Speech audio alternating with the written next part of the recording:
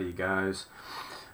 This is the fourth. It may be the last one. It kind of depends. There's kind of a neat problem that I may want to devote the entirety of a fifth video to, just because it is kind of neat. This is the last one I think that we'll have really that'll be necessary for you all to watch. Let's go ahead and jump in with another example of one with an exponential.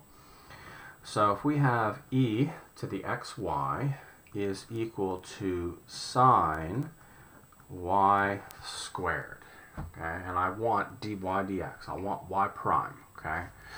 Now I know that this is e to the stuff, and I know that the derivative of e to the stuff is e to the stuff times the derivative of the stuff. Well, you're going to know soon enough that xy, the derivative of it with respect to x is xy prime plus y, and that's just product rule, straight product rule, because it's the first times the derivative of the second plus the derivative of the first times the second, okay? Now, this is sine of stuff. Now, the derivative of sine of stuff is cosine of stuff, and then derivative of the stuff is 2y y prime. Now that's going to wind up being three terms in all, but two terms with y primes. This winds up being x e to the xy y prime plus y e to the xy, and I simply wanted to put the y prime last so it looks like, you know, sort of a coefficient of sorts. And so we have 2y cosine y squared y prime as well. Now let's go ahead and isolate the y primes by putting them both on the same side, and if we do that we can go ahead and make the move of factoring the y prime out, okay.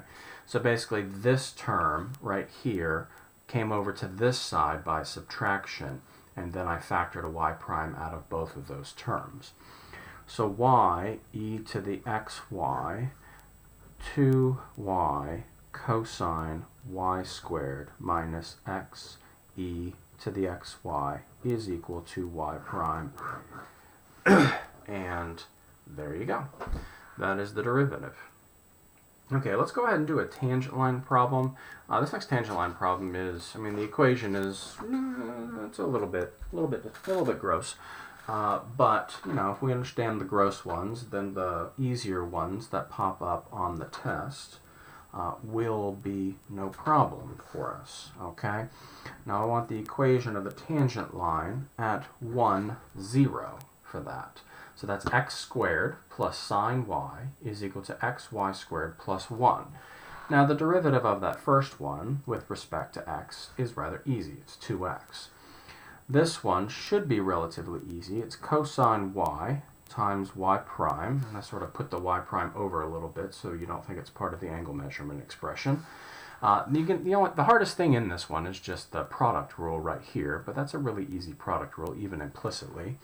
And so we have the first times the derivative of the second plus the derivative of the first times the second, and of course that derivative of 1 is 0. Please be sure you get that right. Well, there's 4 terms, and one of the terms on each side is a y prime term, and when that's the case, you know, might as well go ahead and just gather them on the left side, since we're used to, you know, having things explicitly in terms of left side being y prime equals or whatever, but it doesn't really matter. So you have 2xy is equal to y squared minus 2x, and therefore y prime is equal to y squared minus 2x over cosine y minus 2xy. And I think I did that correctly. Now that is the derivative in terms of x and y. Now I have a point, and of course if I need the equation of any line, I need a point and the slope. Well, finding the slope will be easy enough. I just simply need to evaluate y prime at 1, 0, okay? And so I have 0 minus 2 times 1, cosine of 0 minus 2 times x times y. Now, that term is 0. that term is 0. Cosine of 0 is 1, so this winds up being negative 2. So you have y minus y1 is equal to negative 2x minus x1, or y is equal to negative 2x plus 2. Now the only reason I went ahead and put that in slope-intercept form is because it just happened to be really, really easy, because that's 0 right there, right? 1, 0, well, don't worry about it, you understand what I mean. So I went ahead and had this one mocked up in Grapher. Let's go ahead and do it. So we have the original equation right here, and let's go ahead and show negative 2x plus 2, okay? Now that should go through that point right there and look like it's tangent to the curve. So let's go ahead and do that. Let's go ahead and highlight both of them. And we see the fact that that actually looks, let's go ahead and zoom in a little bit, that actually looks tangent and like it has exactly the same slope as the curve at that point of tangency right there at 1, 0. It isn't necessary to graph all of these and to show yourself all of them. I just want to do it occasionally to make sure that we're sort of plugging right along and understanding exactly what's going on. Now, let's go ahead and move on to some second derivative questions.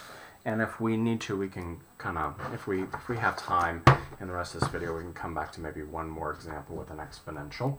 Now, if we're dealing with a second derivative, okay, and the second derivative, you know, if the first derivative has this, dy dx, then the second derivative has this form, d with a superscript 2y and then dxy. Now the reason why the 2 is on the d instead of on the y is that this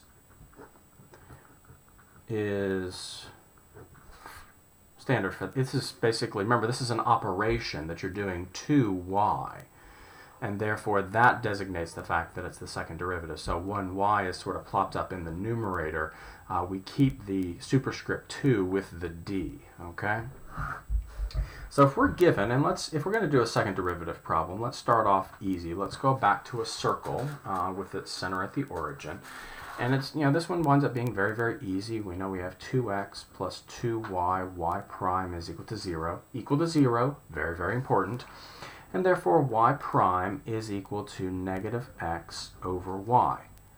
Now if I want to now do the second derivative, I recognize the fact that it's going to be a quotient rule, right?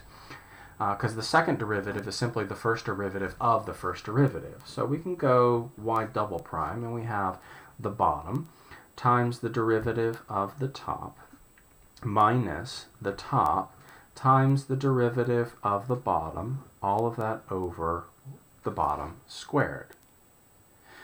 Well, that should be easy enough. Let's go ahead and clean that up, and we have x, and I'm going to go ahead and turn it around in the numerator so that it's just a straight up difference, right? Because that first term is going to be negative and the second term is not going to be negative. Now, this is rather straightforward, but in order to actually get it just in terms of x and y, I need to go ahead and take this expression right here and substitute it in for y prime, okay? And that is the whole trick, as it were, for getting the second derivative. Now, this obviously is a complex fraction and needs to be recognized as such. And so in order to simplify the complex fraction, we just go ahead and multiply through by y over y, and we get negative x squared minus y squared over y cubed. Okay, that right there is the second derivative. So basically you just take the first derivative implicitly like you always have and solve for dy dx, or in this case y prime, whichever your preferences or what your teacher asks you to do. And then in the second derivative, wherever y prime pops up, you need to take the original y prime expression in terms of x and y, substitute in, and then simplify from there. Okay, let's go ahead and do one more example that's a little more complicated than that, and I think that will sort of bring us to the end of talking about second derivatives. I don't expect that that your teacher will hit second derivatives of implicit all that hard. And in fact, it really isn't even all that difficult, but I doubt it'll be the lion's share of the test. Now, obviously, we're going to have to do the product rule here. So the first times the derivative of the second plus the derivative of the first times the second minus the derivative of that term equals the derivative of that term. And of course, again, the derivative of a constant is always 0. And I'm going to keep hammering that because that is the mistake that most often pops up. So we have 2x squared y times y prime. Let's go ahead and push both of these terms over to the right-hand side, and we get 2 minus 2xy squared. So we have y prime is equal to 1 minus xy squared over x squared y. Now, of course, the only thing that I've done right there is just canceled out the common factor of 2, okay? Now, this one's going to be a little more difficult. It is still going to be the quotient rule, but you're going to have implicit and product rule inside the quotient rule. So that's what makes this one just a little bit nasty. Okay, so y double prime. Okay, so the bottom times the derivative of the top. Let's go ahead and when we're dealing with this, let's call it 1 plus a negative xy squared. And let's do the product rule with that negative x right there so we don't lose it. Yeah, I think that's probably the best way to go because obviously the derivative of the top, the derivative of the first term is 0, and then I just need to do the derivative of that product right there. So we have the first times the derivative of the second plus the derivative of the first times the second. Now that is all the first term in the numerator of the quotient rule. Disgusting, I know. Minus the top, 1 minus x squared y squared, times the derivative of the bottom, which is of course going to be product rule again. So you have x squared y prime plus 2xy, all of that over x squared y squared. Now, did I have to do all of that? No. Okay. Now remember, this has, despite the fact that it's 2 terms, this has a monomial denominator. I do not want to deal with that. Okay. So let's go ahead and simplify y prime first. So we have 1 over x squared y minus xy squared over x squared y. Okay, that becomes x to the negative 2, y to the negative 1 minus y over x, or y x to the negative 1. That's probably a little bit easier to deal with in terms of the second derivative. I don't want to deal with that, okay? The most that I have to deal with here is a couple of negative exponents in terms of the power rule and a little bit of product rule going on, okay? So let's go ahead and go y double prime. I know that it's going to be the first times the derivative of the second, so it's negative y to the negative 2, and then times y prime.